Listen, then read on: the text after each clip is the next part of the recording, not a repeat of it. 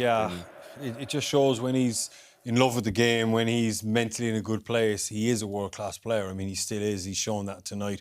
Those two finishes are incredible. But obviously, if his head isn't right or the situation at Madrid isn't right for whatever reason, he's saying they're not selecting him. Nobody knows. But it must have been something terrible that's gone on to say that he's still capable of that.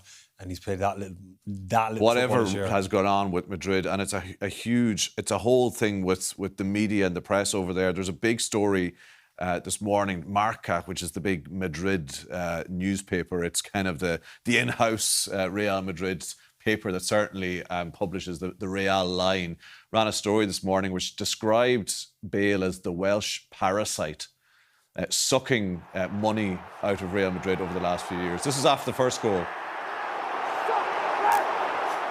Now, it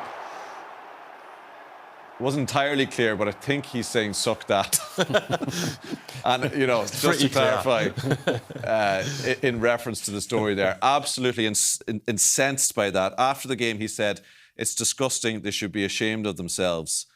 He looked like a man on a mission there, didn't he? Yeah, and he's not shy in showing how he feels about the whole situation. We've seen it before with the flag, which was Wales, golf, Madrid sort of thing. So he's quite strong in his comeback and how he sees the situation.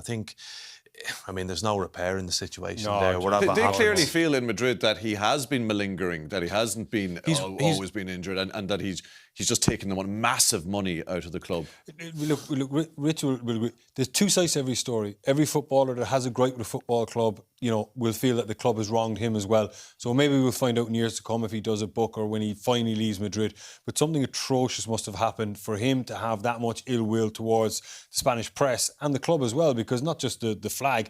Remember the day he had the snood over his head, he was sleeping on the bench. So there's a litany of things that show he really has fallen out with Madrid. Now, whose fault that was, who initiated it, who made it worse, how it descended into what it descended into, we'll only find out. But look, he shows up for Wales and he's still a world-class player. And it's the love that he has for Wales, and it just shows you if you still love what you're doing, you can overcome whatever is going on. But it's a bit sad, isn't it? That it is sad. Stuff has gone on, say that because he's looked. I mean, you go through his career at Real Madrid, and obviously the last bit of it is what will be remembered for how he's behaved, how he's been treated. But he's won 14 trophies there. He's scored goals in Champions League finals, in Copa del Rey finals. He was really at the top of world football at one stage, and sadly, for whatever reason, it's fallen apart. Yeah, and he might be taking Wales back to the top.